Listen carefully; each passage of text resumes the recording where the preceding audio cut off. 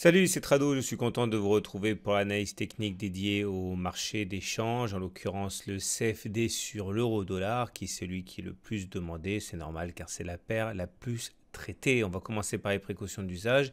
Il ne s'agit pas ici de l'opinion de CMC Market, ce n'est que mon opinion personnelle, celle de Tradosaur Trading. Il ne s'agit pas non plus d'une incitation à trader quoi que ce soit. Il faut utiliser vos propres convictions. Il ne s'agit en fait que du partage de ma vision des choses. Alors, on va commencer par une vision en données hebdomadaires, une vision très large pour avoir une idée de la tendance en cours. Et cette tendance en cours en données hebdomadaires est telle que nous sommes circonscrits à l'intérieur d'un canal descendant assez évident.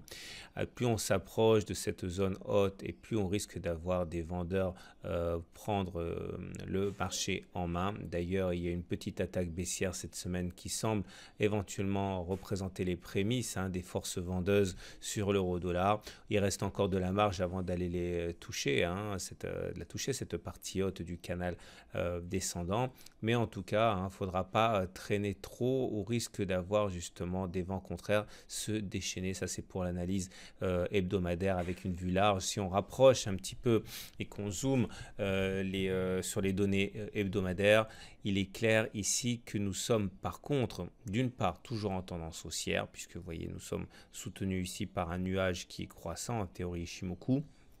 Nous avons également actuellement la Kijun qui est en support. La Tenkan a été fragilisée, ce qui montre bien que la tendance elle-même haussière est fragilisée, mais elle est toujours haussière.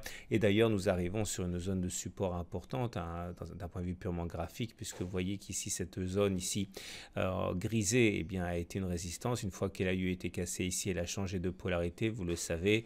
Donc, ça veut dire qu'elle joue un niveau de support.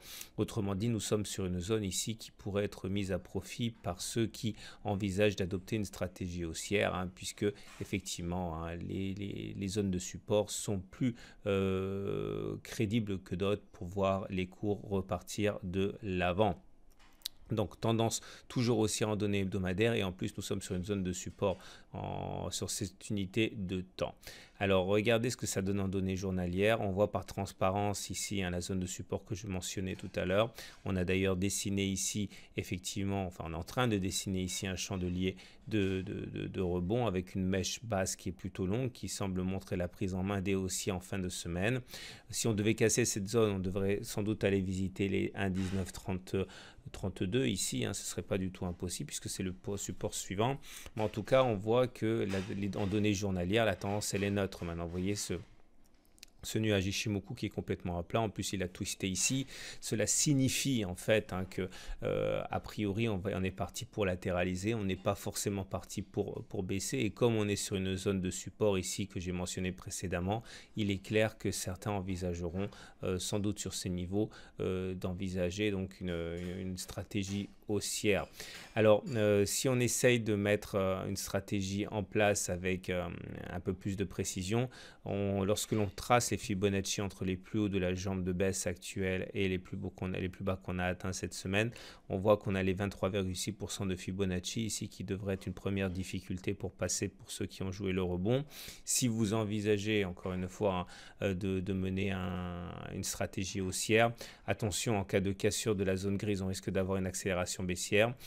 Tant qu'on se maintient au-dessus de cette zone grise, un retour sur les 23,6% semble envisageable. Si maintenant vous décidez effectivement de trader en tant que tel, pensez quand même à ajuster votre stop loss de telle manière que ce que vous avez à perdre, notamment en cas de sortie en dessous de la zone grise, ne soit pas trop important par rapport à ce que vous avez à gagner, à savoir dans le meilleur des cas un retour sur les précédents plus hauts et dans le pire des cas un blocage dès l'arrivée sur les 23,6% de Fibonacci.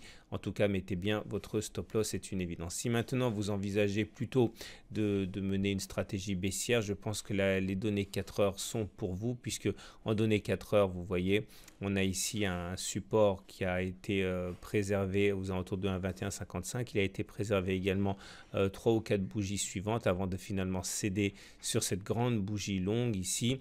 Ça veut dire que si effectivement on envisage d'assister ici à un simple pullback sur les précédents supports qui ont été cassés avant de repasser baissier, eh bien on a évidemment ici une stratégie qui peut fonctionner. Là aussi, hein, il faudrait que le ratio gain-risque soit intéressant, c'est-à-dire qu'il ne faudrait pas se précipiter, il faudrait laisser les cours monter un petit peu de telle manière que si on met son stop loss au-dessus de la zone ici, eh bien ce qu'on risque de perdre ne soit pas démesuré par rapport à ce qu'on risque de gagner, qui est un retour sur la zone de support ici, hein. Donc voilà ce qu'on pouvait dire. Voilà les différentes stratégies haussières ou baissières les plus crédibles, il me semble, selon les différentes unités de temps. N'oubliez pas que le ratio gain-risque doit toujours être en votre faveur. 2 pour 1, c'est pas mal. Donc ça veut dire que votre stop doit être mis de telle manière qu'il vous garantisse la cassure d'un obstacle important et peu probable, entre guillemets. Et voilà ce qu'on pouvait dire pour l'USD, l'euro-USD. C'est pas CHF, c'est USD. Donc voilà, je vous souhaite une très bonne semaine et je vous dis à la semaine prochaine pour une autre chronique dédiée à l'euro-dollar.